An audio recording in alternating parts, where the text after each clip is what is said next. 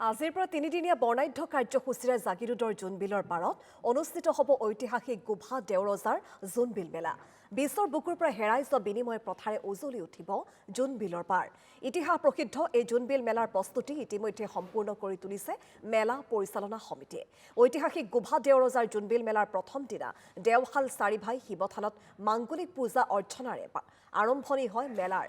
পৰম্পৰাগত নীতি নিয়ম অনুসৰি দেওশাল শিৱথানত কণী কাটি মাংগলিক পূজা অৰ্চনা কৰে পূজাৰ বা বিষয়াই। ইয়াৰ পিছতেই মেলাথলীত অনুষ্ঠিত হ'ব বিভিন্ন কাৰ্যসূচী। আজি প্ৰথম দিনা মেলাথলীত আহি উপস্থিত হ'ব পাহাৰৰ মামা মামী। শুকুৰবাৰে কাহিলী পুৱাতে নিজ উৎপাদিত কৃষিজাত সামগ্ৰীৰে মেটমৰা সম্ভাৰেৰে বিনিময় কৰিব ভৈয়ামৰ চিৰা, পিঠা, সান্দহ, কেঁচা মাছ, শুকান মাছ ইত্যাদি। সমান্তৰালকৈ জোনবিলত চলিব কুকুৰা যুঁজ, সমূহীয়া মৎস্য চিকাৰ পৰ্ব। আজি মুখ্য অতিথি হিচাপে উপস্থিত থাকি মধ্য অসমৰ ২২গৰাকীকৈ তিৱা ৰজাক ৰাজভাত্তাও প্ৰদান কৰিব মুখ্যমন্ত্ৰী ডক্টৰ হিমন্ত বিশ্ব শৰ্মাই।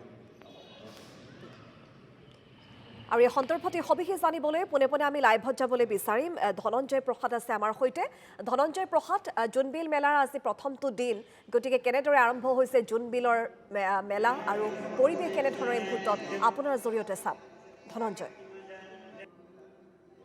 হয়, আজিৰ পৰা আৰম্ভ হৈছে জাগিৰোডৰ ঐতিহাসিক জোনবিল মেলা। জোনবিল মেলাৰ আজি প্ৰথমটো দিনৰ প্ৰথম কাৰ্যসূচী, যি জাগিৰোড দেওশাল চাৰিভাই দেওশাল শিৱথান আছে তাতে মাংগলিক পৰ্ব অনুষ্ঠিত হৈছে। কণী কাটি তেওঁলোকে প্ৰথম কাৰ্যসূচী আৰম্ভ কৰিছে আৰু ইয়াৰ পিছতে যি পাহাৰৰ পৰা লোক মামামীসকল নামি আহিব জোনবিল মেলাথলীলৈ। আৰু আজি প্ৰথম দিনাই যি জোনবিল মেলা আছে, জোনবিল মেলাত অংশগ্ৰহণ কৰিব অসমৰ মুখ্যমন্ত্ৰী হিমন্ত বিশ্ব শৰ্মা আৰু ২২গৰাকী তিৱা ৰজাক ৰাজভত্তা প্ৰদান কৰিব। মেলা সমিতিৰ বিষয়ববীয়াসকল আছে, তেওঁলোকৰ পৰা জানিব বিচাৰিম যে আজিৰ পৰা আৰম্ভ হৈছে ঐতিহাসিক জোনবিল মেলা প্ৰথম দিনৰ প্ৰথম দিনৰ কাৰ্যসূচী হিচাপে আমাৰ দেওশাল শিৱথানত মাংগলিক পৰ্ব পূজা অৰ্চনা কৰিলোঁ আৰু পূজা অৰ্চনা আমাৰ সুন্দৰ হৈছে।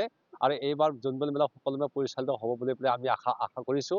আৰু আমাৰ ইতিহাস এটা আছে, ইয়াৰ পৰা গৈ আমি আকৌ গাভৰুৰাম বুলি পেলাই আছে, তাৰ পৰা পূৰ্বৰে পৰা হেনো আমাৰ জনবিশ্বাস জনশ্ৰুতিৰ আধাৰত এইটো আছে যে দেওশাল শিৱ বাবাই তাৰ পৰা চাই থাকি গছৰ আম গছত উঠি যে জোনবিল মেলা ভালদৰে পৰিচালিত হৈছে নে নাই, এইটো আমাৰ জনবিশ্বাস।